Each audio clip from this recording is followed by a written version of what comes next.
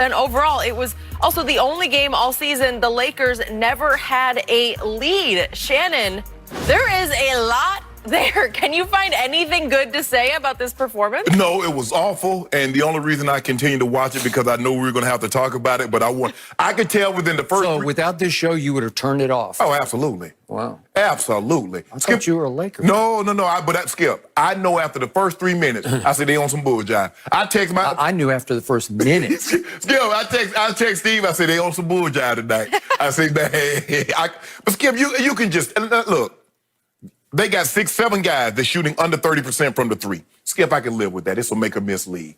But what I can't live with is effort. You tell me that's maximum effort. If the Lakers can look themselves in the mirror and say, you know what, man, I gave it everything I had. Come on, Skip. And I get it, these games don't matter. But I've never been one to subscribe that, I can just flip a switch and just go, all of a sudden the ball's just going to start going in. Doesn't work like that. It really doesn't. Skip, how will you go from you were leading the league in field goal percentage to dead last? You're down 10 points in 3-point. You were shooting 35. You're talking about dead last in the bubble. In the bubble, in field goal percentage. Right, I got you weren't leading the league. Yep. Now you're dead last. Okay. Okay, you're down 10% from the 3-point line, from 35 to 25. And you're definitely dead last from 3. Oh, yeah. We're not even close. Yeah. We're not even close. You're 25%. It was, Skip, the inconsistency is what's so frustrating. How does AD in 2 wins get 47 shots and in 2 losses get 18? I mean, think about it. AD in 2 losses has 18 shots. He took 14 the game before in the first quarter. I don't know what you're holding back.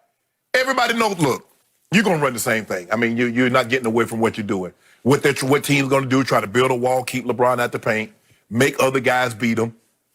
Danny Green, at some point in time, you have to make a shot.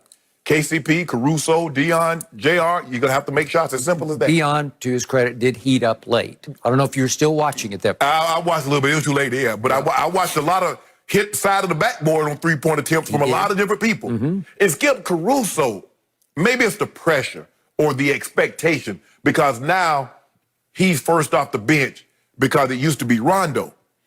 But he's turned into a turnover machine and a fouling machine. Now, he will give you every last ounce. He'll play hard. Yeah. He'll dive. But when did he turn into Jack Haley? When did he turn into the hatchet guy just fouling people left and right? He gets 4 or 5 fouls with the quickness. He can hack. I'm like, dude. But Skip, this was an awful performance. There ain't no way, I'm not going to say, well, hey, they didn't care, wait till the playoffs. No.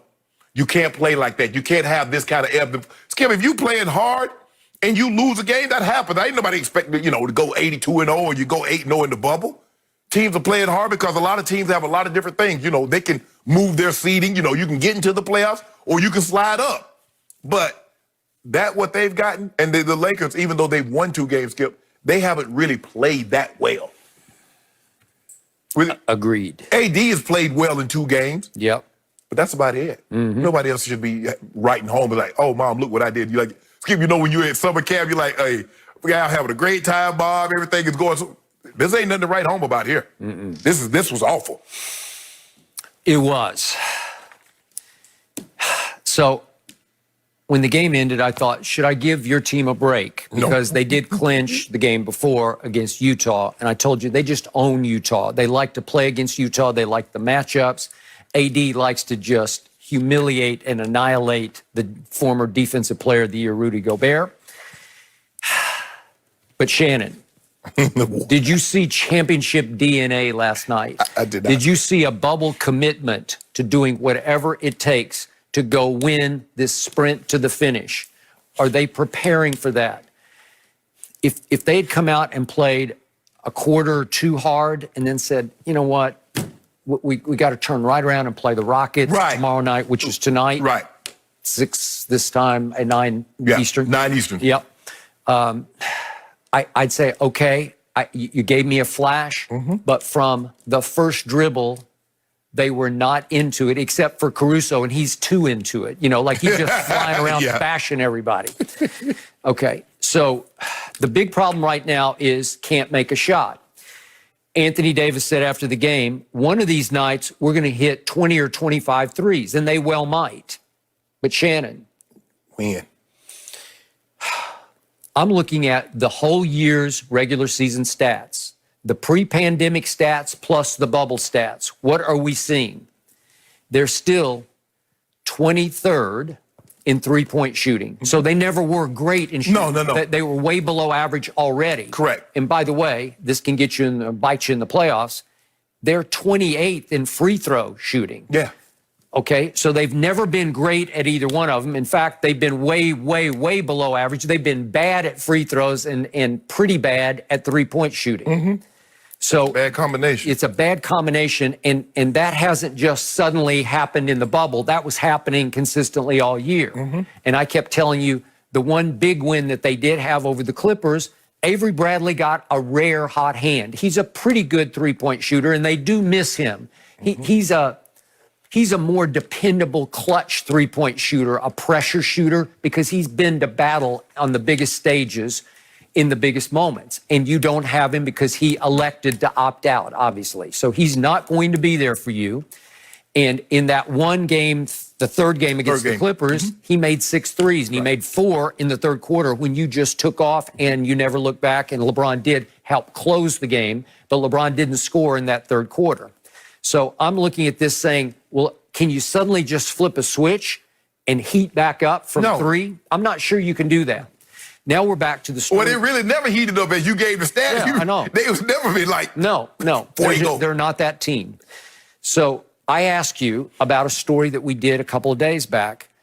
It has come clear that LeBron and AD have said no to shoot-arounds, which are a historical tradition in the NBA. You get up on game day morning, and you get your butt out of bed, and if you're in the road city, which you obviously you have to go get on the bus and ride 20, 30 minutes sometimes to the arena to get some shots up, to go over a walk-through game plan. This is how we're going to defend, whatever we're going to do. This is a nuance to offense with little wrinkles. Little wrinkles that you got to put in and you install in the shoot-around. Okay, is it time for LeBron to say, enough of this? I'm going to get my butt out of bed, because the ride in the bubble to the arena, it's 5 minutes. It's a walk, probably. Yeah, you could probably, if you really wanted to, you could walk to the arena. So I don't think it's too much to ask your 2 superstars to say, you know what? If nothing else, let's change our luck. Let's just go and let's get up some shots in the morning. And maybe it'll help us in the evening. Because LeBron keeps changing his shoes. I don't know if you noticed again last night. He came out in the purple, and then he went purple gold at halftime. I guess to change it, he said they were slippery or whatever, but I think he's just trying to change his luck. As he did the other day against Toronto. I he had the red ones on. I think he came in the fourth quarter. He came with the fluorescent, whatever they are, the new ones that have not been released yet. Okay, so the point is, I think they need to shoot around, if nothing else for their own psyches, because, as you know, these things go contagious good or contagious bad. Right now it's going contagious worst. Because they just can't buy a 3. And AD and LeBron combined last night to go 0 for 8 from 3, Okay, that won't work. So I think it's incumbent upon those 2 leaders to say, let's go back to doing what we've always done in our career. Let's get our big butts out of bed and go. That's what I would. Well, Skip, I'm with you on this one. I just believe it should just to change something. You got to change something. Okay, you're doing it like this. You're not having the success. You can still trust the process, but something, maybe you guys need to get up and see the ball go in and get the blood flowing. And LeBron had brought, and Skip, I told you this. You said LeBron needed rest. LeBron didn't need rest. LeBron was in as great a rhythm before this break as that we had seen him in. And I think the break hurt him. I'm still not sure he could have sustained it, but I believe he could have sustained this. There would have been no problem, Skip. He was shooting it. He was letting it go. Everything seemed to be flowing. And I think this hurt this team more than it hurt anybody else, because they were in a great flow. Skip, there's 7 guys, LeBron, KCP, Danny Green, Deion Waiters, Caruso, Morris, and J.R. Smith. There's 17 of 94 from the three-point line in 4 games. 17 of 94. You ain't beat nobody with that. Okay. So here's what I think of your team. I think that in the end, LeBron badly needs his co-star to be a superstar. What did we see against Utah? he had a monster game. But one game against Utah, one monster game does not a monster make. Right. You got to do it routinely and consistently. We need him to play like he's played against New Orleans. Yeah. Every time he plays against New Orleans, okay. he give you those. Okay, so I'm seeing this shocking disparity between monster AD and the guy I call AD as in all done AD. Well, he was all done last night from the tip. Yeah. What are you doing?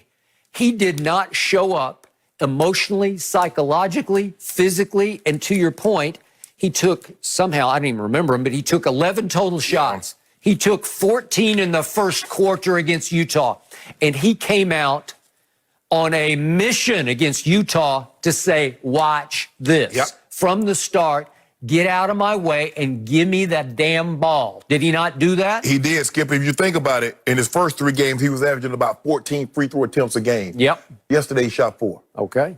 That's just effort, energy, inspiration, whatever you want to call it. He did not care about that game. And let me demonstrate on defense how little he cared. If I could show you one play last night that caught my eye. This is 11 minutes left in the third quarter, and it's still a basketball game. It's a 9-point game at this point. Here comes Steven Adams. Wait, was that Anthony Davis, the guy people say should be Defensive Player of the Year? Anthony, what are you doing? He let Steven Adams Euro-step him. That's 7 foot. Euro-stepped him and laid it up right-handed off the glass. Is that the most blockable shot ever shot by a human being? Is the right-handed wrong side layup right up into your face off the glass? Off